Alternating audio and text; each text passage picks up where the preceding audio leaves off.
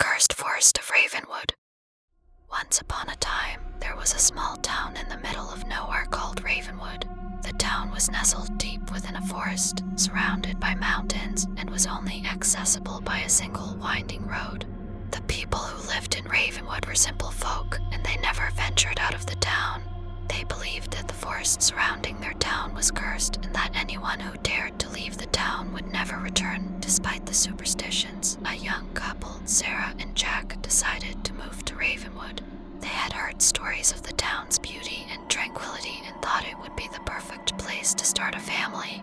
They purchased a small cottage on the outskirts of the town and started settling in. At first, everything seemed perfect.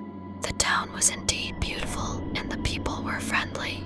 However, as time passed, Sarah and Jack began to notice that something was not quite right.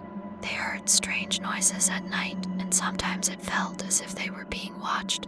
They tried to ignore these strange occurrences, but the feeling of unease never went away. One day, while exploring the forest, Sarah stumbled upon an old abandoned cabin. The cabin was in disrepair, with broken windows and a rusty door.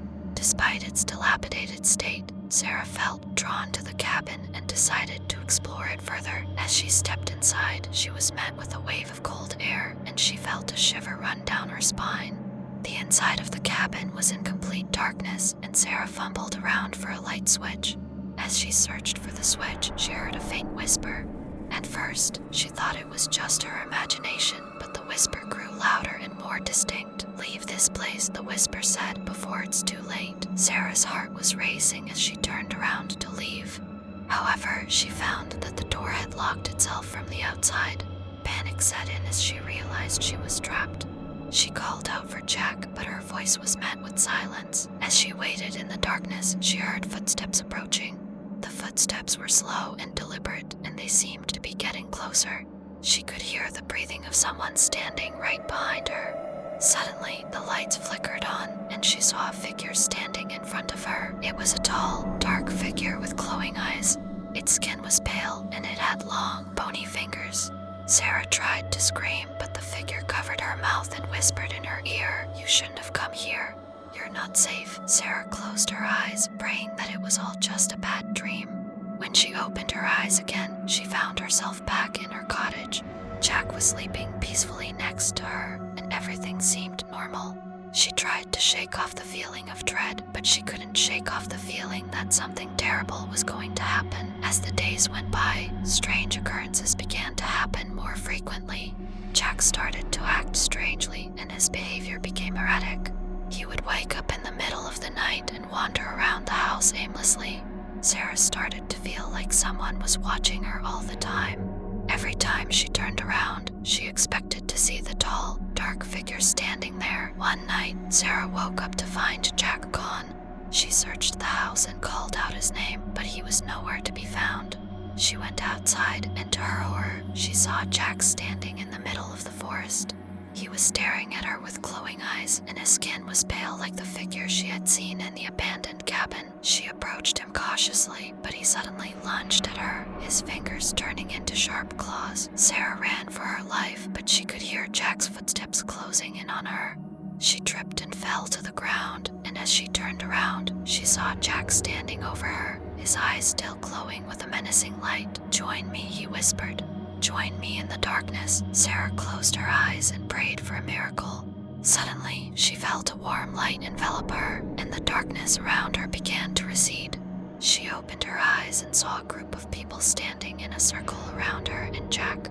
They were chanting in an ancient language, and their eyes were glowing with a pure white light. As the chanting grew louder, the figure of the tall, dark creature appeared behind Jack. The creature lunged at the group, but they fought back with all their might. Sarah watched in awe as the creature was vanquished, and Jack fell to the ground, unconscious. The group approached Sarah and explained that they were a secret society of mystics who had been protecting Ravenwood for generations. They had sensed the dark energy that had taken hold of Jack and had intervened to save him and Sarah. Sarah and Jack left Ravenwood, grateful to have survived the ordeal. They never returned to the cursed town, but the memory of their terrifying experience stayed with them forever. They would never forget the power of the darkness that lurked in the forest, waiting to consume anyone who dared to venture too close.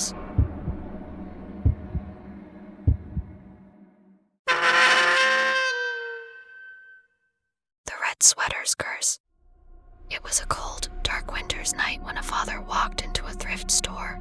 He was looking for a gift for his son, who had just turned 7. As he was browsing the racks, he came across a red sweater.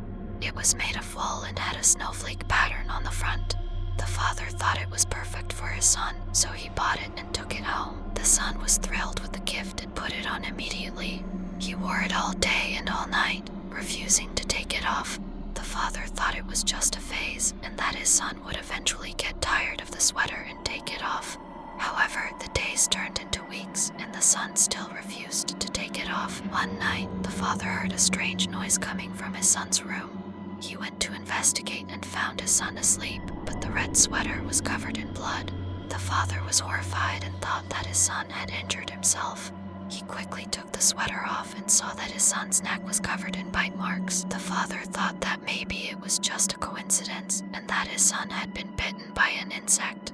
He cleaned the wounds and put his son back to bed, but he could not shake the feeling that something was not right. The next night, the father heard the same noise coming from his son's room. He went to investigate and found his son asleep, but the red sweater was covered in blood once again.